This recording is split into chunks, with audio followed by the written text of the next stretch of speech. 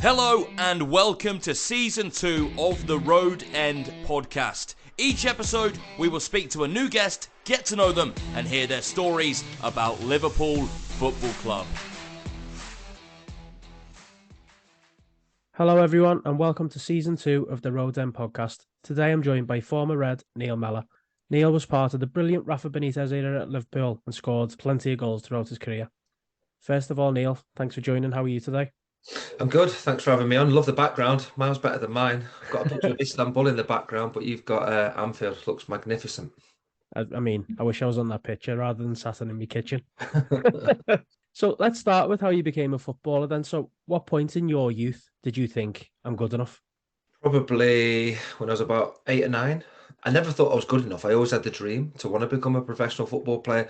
But when I was 8, I used to play 2 years above myself at grassroots level. So I'd be scoring 50 goals a season, playing against lads that were 2 years above me. And it got to the stage where the council actually said, for your safety, you can't play anymore. I was 10, playing against under 12s, but scoring every week. And they wouldn't let me play because physically they said that it would be unfair on me. So I had to leave the grassroots. And that was where my dad, because he was at Man City, said, right, I'll take you to a professional club. And that's where I started at City from the age of 10 and it wasn't until 16 before I joined Liverpool. So that's how it all started for me. Just love playing football, scoring goals. And that's all I thought I had to do on the pitch, obviously as a young boy. But my dream was to be a football player from a young age. But that was how it all started as a youngster. So how did the move come about from City to Liverpool? Well, I was. It didn't work out at City. I wasn't. They didn't have an under-16 team, so I said, "Well, what's the point of me being here?" Because I was just on the bench for the 17s, and they were like, "Right, fine, you can leave." So I was like, "I've been your top scorer for whatever it was, 6 years." So my dad said, "Right, we're leaving," and obviously I was upset, thinking that my football dream was over. So I left City, and they were fine about that.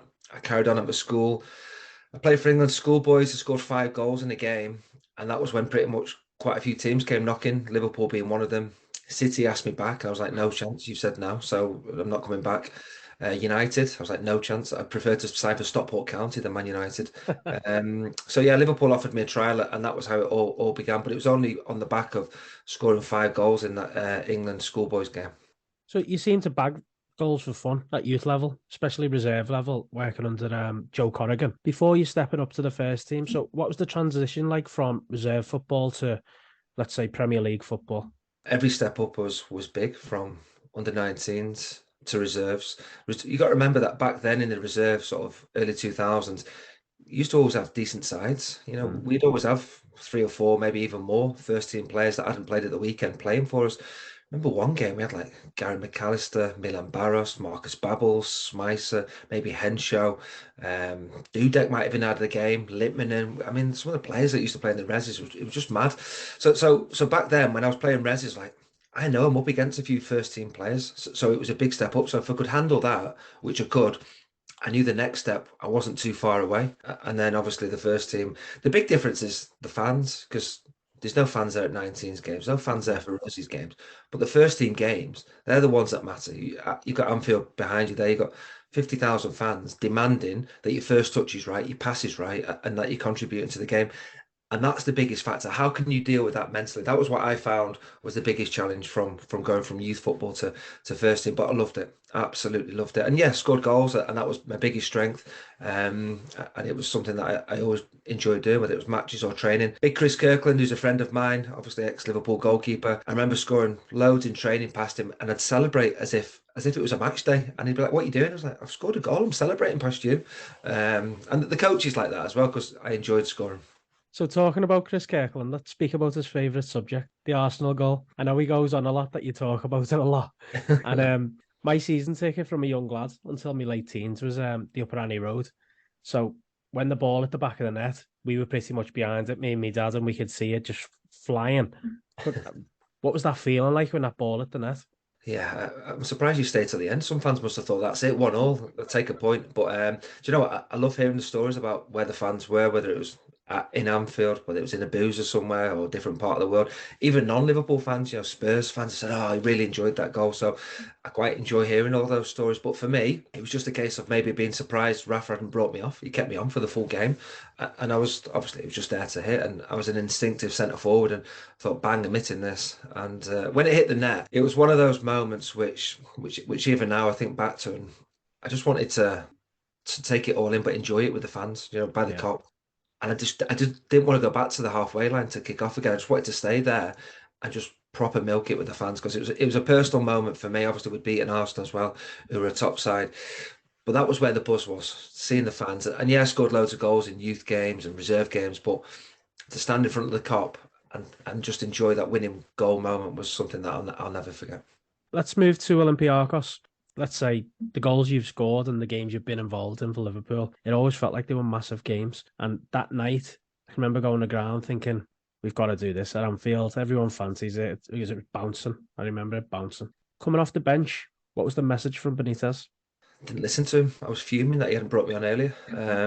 I think when people say Olympiacos, they forget that Olympiacos were decent. They were top of the group going into match day 6.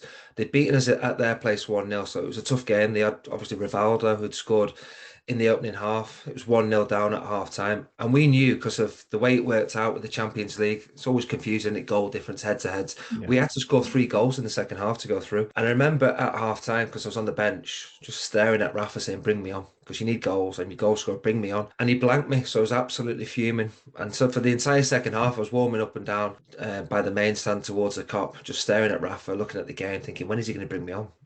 To be fair, Pongol scored early doors. He brought Pongol on for me, who wasn't a goal scorer, but a good player. I was thinking, what a genius to bring him on, because he scored a goal rather than me. But then the game was sort of petering out at 1-1, thinking, we're not going to do this. He brought me on.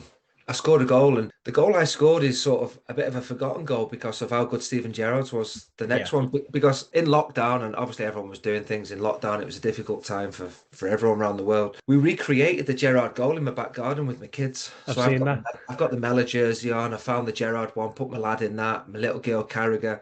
Got a black jumper, stuck the missus in goal as the Olympiacos keeper. And so we recreated that. It was a bit of fun. And we posted it, whatever, on social media. And it wasn't until the kids went back to school that my little lad came back and went, "Dad, I never knew you scored in that game." I was like, "I scored in that game. I forgot to mention it." So it was a bit of a forgotten goal. But it was an important goal because it gave us a lift again then before Stevie got that wonder goal. The famous line, which I'll play in audio as well of that, for anyone who hasn't heard it or the next generation of kids. Mellor, lovely cushion header, but Gerrard! Oh, you beauty! What a head, son! What a head! The cushioned header. Do you think anyone else could have scored that goal? No, I mean, run a zoom now, you can see my forehead, and my forehead's small, so it's the header is a difficult thing for me. I didn't get many headers in my career, but when the ball was on the edge of the box, it was a choice of 2 players. It was Steven Gerrard or John Arnorisa, who's right foot was probably at the target in about 1 in 700 shots. So I thought, I don't fancy Ginger's chances there. So I put it on Stevie, and Stevie, being Steven Gerrard, just produced a wonder moment. And it was meant to be, the way he struck it, the way it was in front of the carp, of how important that goal was. And what's nice is that, I played a part in it by setting him up, but Stevie achieved so much in his career. He's one of Liverpool's greatest ever players, but he still remembers that moment, and it's still an important part of his career. So it's nice to have played a little part in what was an unbelievable career for Steven Gerrard, because he'll never forget that night. I'll never forget it. Liverpool fans won't, because of what we went on to achieve. But the atmosphere, like you said, it was bouncy. It was the best I experienced as a player. The only atmosphere that bettered it was Chelsea in the semi. It was just an unbelievable atmosphere. That night, it sort of felt like it's ours. I don't know what it was. I think it was just the way everything panned out. The belief came about then, didn't it? Once that goal went in and we got through that game, the belief was there. Everyone was thinking, it's in our hands. We're getting there. It's happening. We're going to win the Champions League. And obviously the Chelsea game and so on was just another step in that direction, weren't it? Yeah, we were written off all the way through it. Not just the group there, but Leverkusen, knockout stages, Juventus, Chelsea, everyone was like, you got no chance. Even the final, AC Milan, everyone said, you got no chance. And time again, that group of players turned up and produced an unbelievable memory and memories that year for the supporters and for the history of Liverpool. Benitez, we got the impression as fans that he looked difficult to work with. let's say, as a local? Because he used to be very cold with Gerrard from what you'd see. What was he like to work under? And do you feel the same way about Benitez and the way he managed? Top manager, top coach. Yeah, I think he really educated me in terms of tactically. The game was moving on a lot more when Rafa came in, and he did things that I'd never seen before. We started training sessions by going through where we had to be on the pitch with and without the ball. That was completely new to me, but it was learning how to make it difficult for the opposition to cause them problems. It was genius. It really was from Rafa. It was boring, of course it was, but it was genius how he did that. So, but he was ruthless. Yes, he was cold, but he was the manager. He had to make those tough decisions. And rather than some managers who maybe too close to players, Rafa wasn't like that. He was like, I'm in charge, and these are the decisions I'll make. This is what I want from you. And that's the way it was. So I really respected him. He was honest with me, so I appreciated that. And he gave me a few games, so I'll always be forever grateful for that.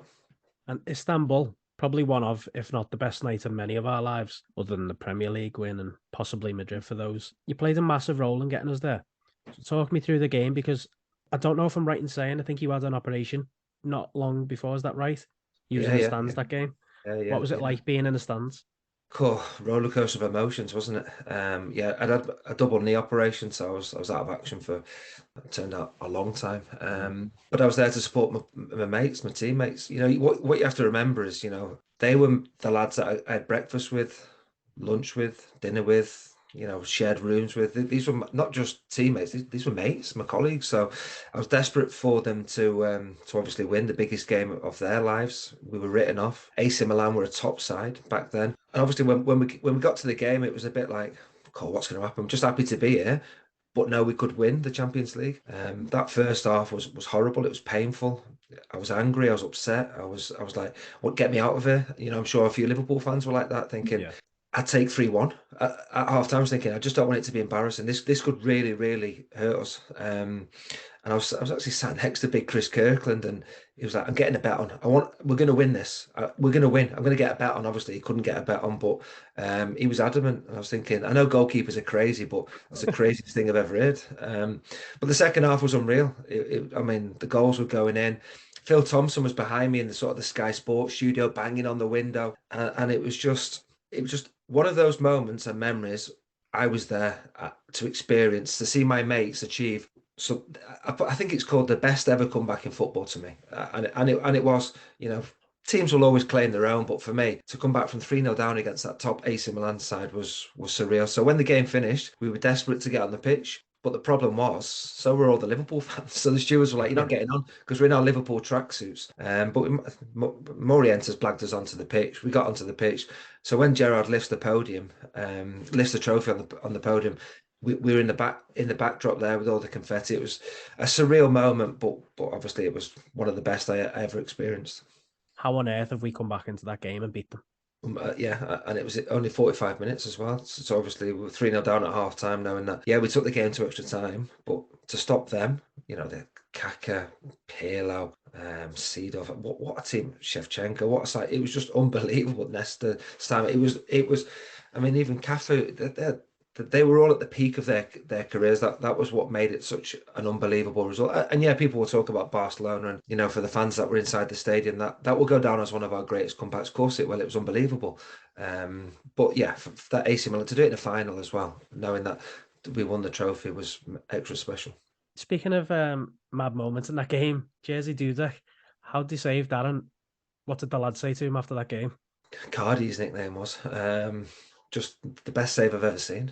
I think it was the 118th minute, so it was right at the end. There was no comeback if that goes in. The double save, I mean, probably the first one you'd say, yeah, expect him to save the second one. I don't understand how he's got that much strength in his arm to stop the power from Shevchenko from such close range. It was unbelievable. I mean, do you know what? Jerzy was a top lad. He was a great lad, and it was a brilliant moment for him. But he was really well liked in that dressing room. So obviously we had a few beers after and celebrated that moment. What was the night like? Do you know what? The game finished about 1 o'clock in the morning, whatever it was. By the time we left the ground, it was probably 2 bells in the morning. We went back to the hotel. And back when we won the trophies, and I was fortunate to experience a few in Liverpool, we put the trophy in the middle of the dance floor. There'd be a big buffet, there'd be a free bar, and we'd just get smashed. but it was like 3, 4 in the morning by the time the party started. So that was the big difference. Usually in previous cup campaigns, when we've won it, started before midnight, but because the kickoff was delayed to suit the English audience, we're in Turkey, that was why it was so late. So the lads were shattered because they'd put so much in emotionally to the game, 90 minutes extra time, the penalties, the celebrations. So I've had madder nights, but it was incredible to see that Champions League trophy on the dance floor and everyone taking pictures and dancing away. I've been looking through some of your stats, and you remember it more than anyone. Mentally, how did you deal with the injuries that came with football? Because I know it weren't just any just simple injuries like a pulled hamstring or a twisted knee or a twisted ankle. You tend to have big injuries, what took you out the game for a long time. So how did you deal with that? Difficult, yeah. It's probably one of the hardest bits of football because I knew I had the ability, but because of the injuries that hampered me from the age of 16 when I signed for Liverpool, I got 10 in 10 for the youth team and I had a stress fracture. I was out for 7 months, couldn't run, wasn't allowed to run for 7 months. I was like, how am I going to make it as a player when lads who are behind me are now going ahead of me? But I was like, all I want to do is be a football player. So there was no shortcuts for the rehab. Listen to the physio, do exactly what was needed to get back. And then my knee injuries. What did I finish with? 7, I think, in the end, in both knees. It was tendonitis. Then the surgeon missed the chondral defects. So every time I'd want to play, my knee would always be swollen. So I'd either have to get an injection to take fluid out or an painkilling injection just to play. Tablets all the time, every day, just to get through training. So when I scored the goal against Arsenal, which was a great moment for me personally, I've had an injection before that game because I'm in bits. My knees are in absolute bits before that game, but I've managed to get through it. I've scored a goal, a memorable goal. So yeah, I wish, of course, I wish I'd have had no injuries, but that was the cards I was dealt. I had to get on with it, and it hampered me. After my last surgery, the surgeon said, you ain't going to play at the top level again. Your body cannot handle it. So I drifted down to the championship where I had a few years, which I really enjoyed. The frustration was that I couldn't fulfill the ability. I felt comfortable around players like Steven Gerrard, Carra, some of our first team players, and I was trusted in that environment. But because of the injuries, that it set me back, and unfortunately for me, it wasn't to be in terms of how much I could have achieved. But I still got to be a professional football player. So grateful for that. But when you are injured, it's horrible, it's lonely. And the mental side is you've got to focus on, right, okay, what can I do to get myself better? Rather than sulking and feeling sorry for myself, thinking, oh, I can't play football. Will I ever play football again? You've just got to focus on, yeah, I'll get back playing. And I've just got to do these exercises and just do small targets to get back playing. And that's what it was for me. Considering you had these injuries and obviously top level football is professional football, so to carry on and score the goals and put the performances you did, it must have been great anyway. Yeah, but there wasn't one game in my career where I was like, oh, I feel great. Do you know what I mean? Yeah. I'm taking tablet or injection just to get through games, and that was the way it was for me. But yeah, the highs. When I was stood in front of the Kop scoring that goal against, I wasn't thinking about my knees. I was thinking about, oh my god, this is unbelievable. But then as I jogged back to the halfway, I was like, I'm in bits here. I've got a question, it's a question I've always thought about, and it's a sensitive question. It might be one we dismiss. It might be something that you didn't really think about. You signed for Sheffield Wednesday. Now, my thoughts of Sheffield Wednesday is the first thing I think about is Hillsborough. Now, the reason I think about that is the ground, the stadium name. Every time I hear it, I get a weird, horrible feeling in my stomach. When you sign for them, does anything ever come into your mind about that, as in the ground itself or everything around that? Yeah, aware of it. I think what was different for me was that my dad had played for Sheffield Wednesday before the tragedy. So he'd experienced times there and he was really well liked, and the fans still sing sort of about one of his famous games, Boxing Day, Sheffield Wednesday. So for me, I had to try and mentally think about my dad's experiences. Otherwise, I probably would have struggled more at Sheffield Wednesday because of obviously the Liverpool links, well aware of that, and obviously the devastating effects it's had on the football club, the families, the city. As a young boy at Liverpool, 16, 17, 18, I'm aware of what Hillsborough means to the football club. And even now, years on, and the injustice that certainly the fans, the families have had. But when I was there as a professional football player, the focus is on playing football and trying to block out things like that, because otherwise I'm going to struggle to play. But aware of it, there's no doubt about that. But because of my dad's past, I was more thinking about his time there rather than obviously the tragedy that happened. And also I wasn't there at Hillsborough. Now been around Liverpool fans all my adult life, and some of the stories I hear and how that's affected them. It's really upsetting. It really is upsetting. And had I have been there on that day, then I probably would never have wanted to play at Hillsborough. But because I wasn't, then it was like, I mean, I was, what was I, 5 or 6 when it happened? So it was a young boy, but still was well aware of that. And I mean, we can't change what's happened, but it's a tragedy which affected our football club and city. Yeah, and I wasn't sure on asking that question. The reason is obviously how sensitive it is to us all, not only to players, ex-players, fans, people who've lost their lives. So I always tend to think about how people deal with that situation. So Obviously a difficult subject. you're working in the media, you're hosting on LFC TV, which is great. You seem to travel anywhere and everywhere, from the biggest to the smallest grounds on Soccer Saturday. What made you want to get involved in media work, and how are you finding them cold Tuesday nights in Barrow? I love football first and foremost, whether it's the Premier League, the Champions League with Liverpool, or League Two with Barrow, or Conference North with Chester. I love all levels of English football, and that's where my passion is. So I'm a big believer that we all have an opinion on football. I don't think there's any kind of right or wrong, whether you've played the game or not. We all love the game, and that's where my passion is. I never fancied the coaching. I always preferred describing a game, a goal, and some people would see it differently, but that's where my passion is, football, and I love it. Even though it's freezing at Barrow and it's 0-0, I still get a buzz off going to those games. I really do enjoy it. Brilliant. Lastly, before we move on to the quick fire round, Liverpool, the season so far, it's been hit and miss. 1 minute you think, oh, this is the turning point. The next minute, we crash back down to earth, basically. So from now onwards, what do you think is a successful season for Liverpool? Cool. We've had some great years, haven't we? Yeah. Since Jurgen's arrived, he's turned us into one of the best teams in the world. We were world champions under him, won the Premier League, Champions League, FA Cup, League Cup. We've had some great times, and I suppose the frustration this season is that we're not competing for the Premier League title. We are way off the pace for that. So the realistic ambition would be in the league top four, which secures Champions League football next season. I think the Champions League is a trophy we've enjoyed over the last few seasons. 3 of the last 5 finals we've been in. And we will be one of the sides that people don't want to face. Real Madrid, tough game. But I'm looking at that saying we can beat them. We should have beat them in the final last year. We played so well in the final against a top side. And after the game, thinking, have we not won that game? That's how far we've come. So it's not been great this season. I think our away form can improve. I think conceding the first goal has been costly this season. But with the players we have, you're thinking we could still go on a great run, get in the top 4. And who knows with the Champions League, you just never know. But we like that competition. I would love us to obviously win it. It's in Istanbul, isn't it, again this year? I'd love another Istanbul memory. And I mean, I believe in this group of players that we could genuinely win it. Good answer. Let's come back to this in May and June, and hopefully we've got that. Tough game. Real Madrid's a tough game. It's not going to be easy, but outplayed them in the final. It was only Courtois. Yeah, there you go. Most saves in a Champions League final ever. We are now going to do a quick fire round with our guests. This could be very controversial. Lastly, quick fire round. Quick questions, quick answers. Try not to think too much. Messi or Ronaldo? Messi. Easy. Ronaldo is United. Lovely. Tiger Woods or Tiger Beer? Tiger Woods. Unbelievable, wasn't he? Copa Mundial or Preds? Copa all day. Although my goal against Arsenal was Preds. I blacked them out, but I was wearing Preds that day. Hole in one or a last minute winner?